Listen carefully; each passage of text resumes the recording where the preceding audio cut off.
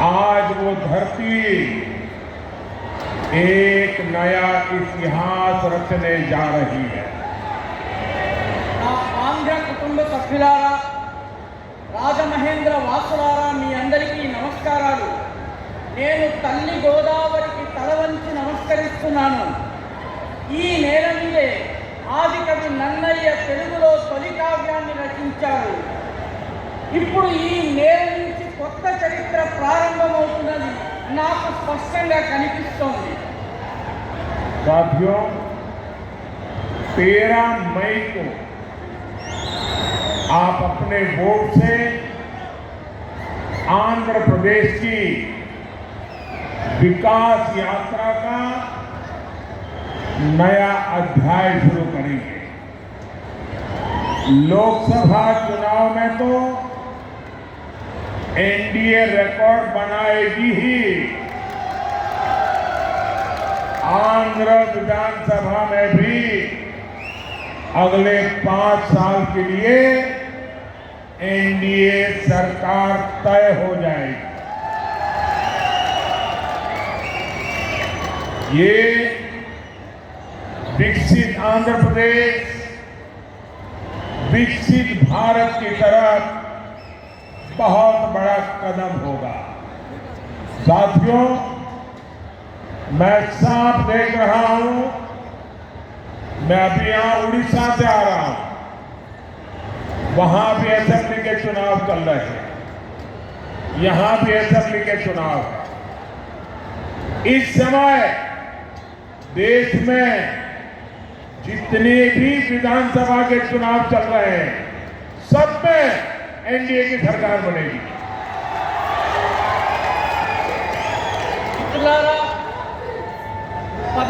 మే 13వ తారీఖున మీ ఓటుతో ఆంధ్రప్రదేశ్లో ఒక అభివృద్ధి యాత్రలో ఒక కొత్త అధ్యాయాన్ని మీరు ప్రారంభించబోతున్నారు।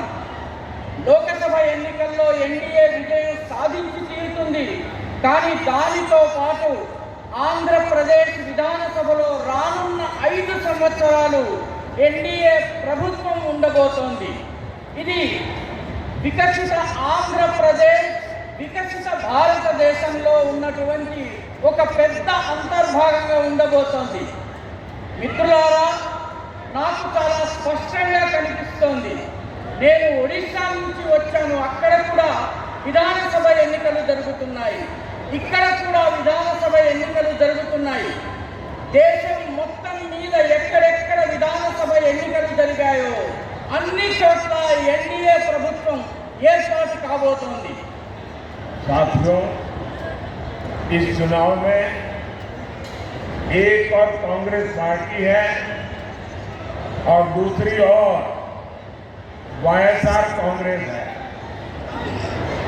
कांग्रेस के नेता यहां नतीजों से पहले ही हार मान चुके हैं और आंध्र प्रदेश की जनता ने वाईएसआर कांग्रेस को भी पूरी तरह रिजेक्ट कर दिया है। आंध्र प्रदेश में वाईएसआर कांग्रेस को पूरे 5 इयर्स का अवसर मिला, इन्होंने ये 5 इयर्स भी बर्बाद किए और आंध्र को भी विकास में पीछे कर दिया। మిత్రులారా, ఈ ఎన్నికల్లో 2 ప్రమాదాలు ఉన్నాయి। ఒకటి కాంగ్రెస్ పార్టీ, రెండవది వైఎస్ఆర్ కాంగ్రెస్। కాంగ్రెస్ నాయకులు ఎన్నికల ఫలితాలు వెలువడడానికి ముందే పరాజయాన్ని అంగీకరించారు। ఆంధ్రప్రదేశ్లో ఉన్నటువంటి ప్రజానీకము వైఎస్ఆర్ కాంగ్రెస్ని కూడా పూర్తిగా తిరస్కరించింది। ఆంధ్రప్రదేశ్లో వైఎస్ఆర్ కాంగ్రెస్ ప్రభుత్వానికి 5 సంవత్సరాలు అవకాశం లభించింది, కానీ ఈ 5 సంవత్సరాలని వాళ్ళు పూర్తిగా వృధా చేశారు। అంతేకాకుండా ఆంధ్రప్రదేశ్ అభివృద్ధిని కూడా వెనక్కి వెళ్ళేలా చేశారు। साथियों, जब चंद्रबाबू जी की सरकार थी तब ये राज्य विकास के टॉप पर था, लेकिन वाईएसआर कांग्रेस ने यहां विकास की गाड़ी को पटरी से उतार दिया। जनता के हित में काम करने के बजाय इस सरकार ने तो उल्टा आंध्र प्रदेश को ही भारी कर्ज में डुबो दिया। इसलिए देश हो या प्रदेश, आज विकास का एक ही गारंटी है और वो गारंटी है एनडीए। మిత్రులారా, అవిభక్త ఆంధ్రప్రదేశ్ ఉన్నప్పుడు చంద్రబాబు నాయుడు గారి ప్రభుత్వం ఉండింది. ఆ ప్రభుత్వము అభివృద్ధిలో ఈ రాష్ట్రాన్ని అన్నిటికన్నా పైన టాప్ కి తీసుకువెళ్ళింది. కానీ రాష్ట్రం ఏర్పాటైన తరువాత వైఎస్ఆర్ కాంగ్రెస్ ఈ అభివృద్ధి రథం ఏదైతే ఉందో దాన్ని పట్టాలు తప్పించింది. ప్రజల హితం కోసం, మేలు కోసం పనిచేయడానికి బదులు ఈ ప్రభుత్వము ఆంధ్రప్రదేశ్ని భారీ అప్పుల ఊబిలో కూరుకుపోయేలా చేసింది. కాబట్టి దేశమైన, ప్రదేశమైన, దేశమైన, రాష్ట్రమైన నేడు అభివృద్ధికి ఉన్నటువంటి ఏకైక గ్యారంటీ ఎన్డీఏ. साथियों, आंध्र युवाओं और युवा टैलेंट का प्रदेश, टेक्नोलॉजी में आपकी काबिलियत का लोहा पूरी दुनिया मानती है।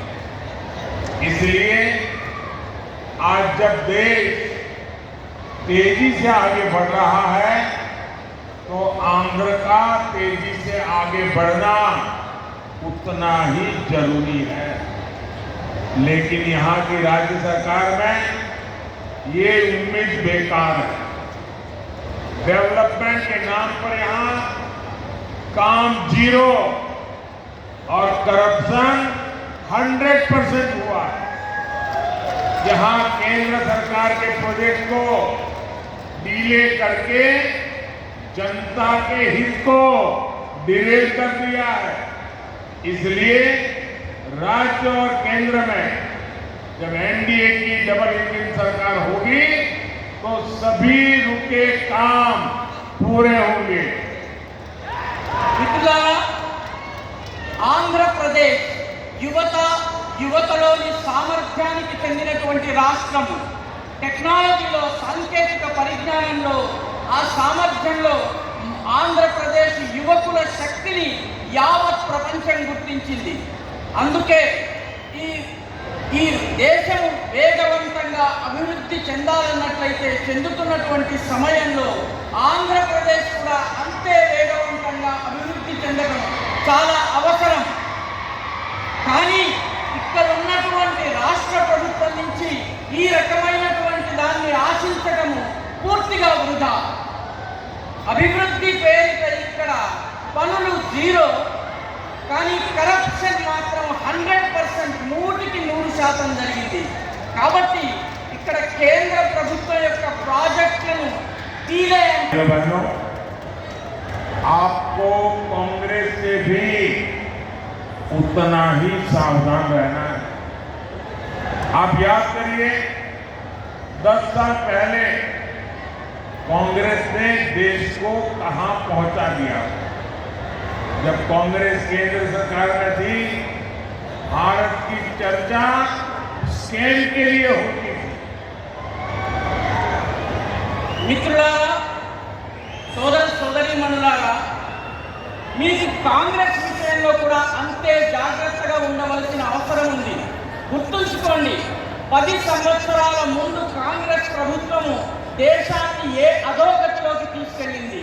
అప్పుడు కాంగ్రెస్ కేంద్ర ప్రభుత్వంలో అధికారంలో ఉన్న సమయంలో భారతదేశంలో స్కాముల గురించి తప్ప మరొక దాని గురించి చర్చ లేదు.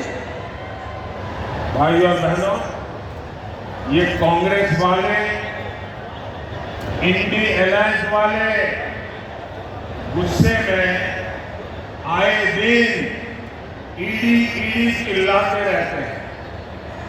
आप जानते हैं ऐसा ये क्यों करते हैं?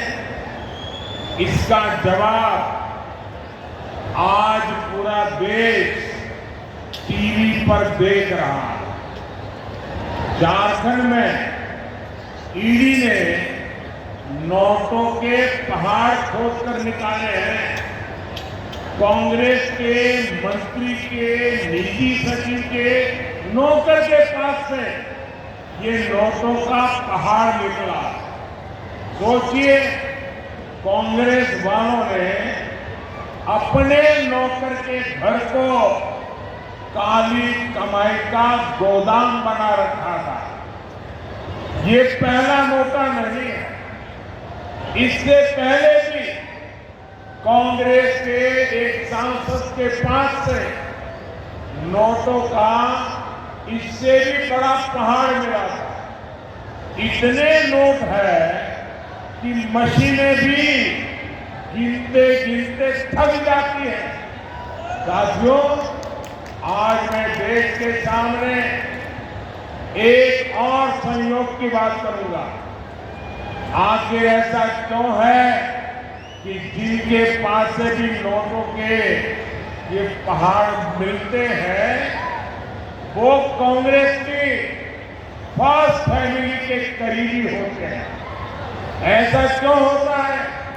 कहीं ऐसा तो नहीं कि जो पैसे पकड़े जा रहे हैं वो कहीं सप्लाई होने के लिए रखे थे? कहीं ऐसा तो नहीं कि कांग्रेस की फर्स्ट फैमिली ने देश भर में ऐसे ही काली कमाई के गोदाम बना रखे हैं? देश ये कांग्रेस के शहजादे से जरूर जानना चाहता है। साथियों, मोदी जब इनकी काली कमाई पकड़ लेता है तो ये मोदी को गालियां पर गालियां देते हैं। लेकिन मोदी को गालियों की नहीं, गरीब की चिंता है। उस गरीब की जिसका पैसा इन भ्रष्टाचारियों ने लूटा है। इसलिए मोदी कानूनी सलाह ले रहा है। अभी तो ईडी ने ही सिर्फ 1.25 लाख करोड़ रुपए की संपत्ति अटैच की है। अगर पूरा मिलाकर देखेंगे तो कई लाख करोड़ रुपए जब्त हुए हैं। मैं कानूनी राय ले रहा हूं कि जिनको लूटा है उनको वापस पैसे कैसे लौटाया जा सकता है। पहले भी मोदी ऐसे ही 17,000 करोड़ रुपए उसके हकदारों को लौटा चुका है। किसी गरीब का हक नहीं मारा जाएगा, ये मोदी की गारंटी है।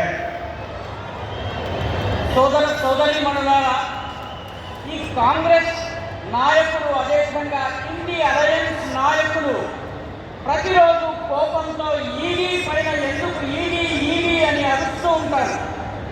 మీకు తెలుసా, ఇలా ट्रांसफॉर्म के मंत्र पर चलते हुए तेज गति से विकास कर रहा है। आपके एक सही वोट ने समस्याओं को संभावनाओं में बदल दिया। आज पूरी दुनिया भारत को लेकर पॉजिटिव है। ऐसे में आंध्र प्रदेश के लोगों को भी कांग्रेस और वाईएसआर कांग्रेस की नेगेटिविटी से दूर रहना है, बीजेपी एनडीए के साथ जुड़ना है। నేడు భారతదేశము రిఫార్మ్ అంటే సంస్కరించుకోవాలి, పర్ఫార్మ్ అంటే పనితీరును మెరుగుపరుచుకోవాలి, ట్రాన్స్ఫార్మ్ అంటే తనను తాను మార్పు చెందుకోవాలన్నటువంటి రిఫార్మ్, పర్ఫార్మ్, ట్రాన్స్ఫార్మ్ అనేటటువంటి మంత్రాన్ని పఠిస్తూ చాలా తీవ్రమైనటువంటి గతితో అభివృద్ధి చెందుతోంది. మీరు వేసేటటువంటి సరైన ఓటు వల్ల సమస్యలను అవకాశాలుగా మార్చుకోవచ్చు. నేను మొత్తం భారతదేశం నుంచి యావత్ ప్రపంచము పాజిటివ్ పాజిటివ్గా ఆలోచిస్తోంది.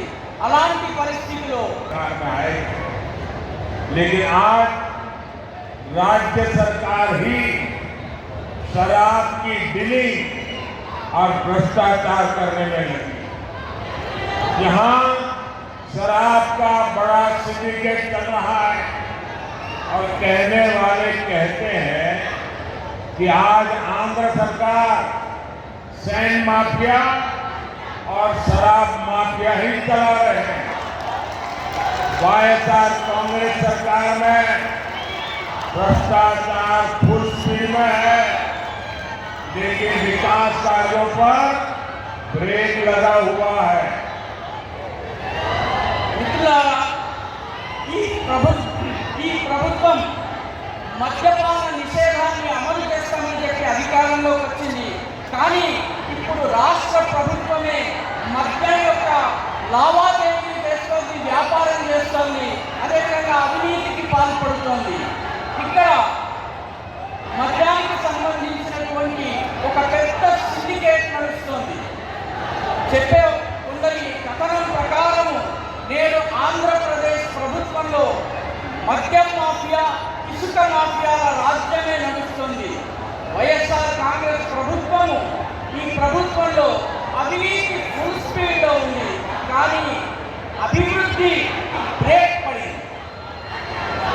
साथियों, आपको याद होगा वाईएसआर कांग्रेस ने आंध्र प्रदेश में 3 राजधानी बनाने की बात कही, लेकिन इतने वर्षों में ये एक राजधानी भी नहीं बना पाए। 3 राजधानियों के नाम पर ये लोग बड़ी लूट के चक्कर में थे, लेकिन उससे पहले ही सरकार का खजाना खाली कर दिया। ये लोग सिर्फ करप्शन मैनेज कर सकते हैं, फाइनेंशियल मैनेजमेंट वाईएसआर कांग्रेस के बस की बात नहीं है। మిత్రులారా, మీకు గుర్తుండే ఉంటుంది, వైఎస్ఆర్ కాంగ్రెస్ ప్రభుత్వము ఆంధ్రప్రదేశ్లో 3 రాజధానులను ఇస్తామని చెప్పింది. కానీ ఇన్నేళ్లలో ఒక్క రాజధానిని కూడా ఇవ్వలేకపోయింది. 3 రాజధానుల పేరిట చాలా భారీ ఎత్తున లూటీ చేయాలన్నటువంటి ప్రయత్నంలో ఉండింది. కానీ అంతలోపలే ఈ ప్రభుత్వం యొక్క ఖజానా పూర్తిగా ఖాళీ అయిపోయింది. వీళ్ళు కేవలము అవినీతిని మాత్రమే మేనేజ్ చేయగలరు, కరప్షన్ని మాత్రమే మేనేజ్ చేయగలరు. ఫైనాన్షియల్ మేనేజ్మెంట్, ఆర్థిక వ్యవహారాల నిర్వహణ ఈ వైఎస్ఆర్ కాంగ్రెస్కి అలవాటే లేదు, చేయలేదు. जब जनता की सेवा का इरादा ना हो तो नतीजे भी नहीं मिलते। पोलावरम परियोजना को ठप करके इन्होंने आंध्र प्रदेश की लाइफ लाइन पर भी ब्रेक लगा दिया। केंद्र सरकार इस प्रोजेक्ट के लिए 15,000 करोड़ रुपए दे चुकी है, लेकिन वाईएसआर कांग्रेस सरकार से इसे आगे नहीं बढ़ने देना चाहती। आज आंध्र प्रदेश का किसान सिंचाई के लिए परेशान है, किसानों को पैडी का सही रेट भी नहीं मिल रहा है। मैं आपको विश्वास दिलाता हूं,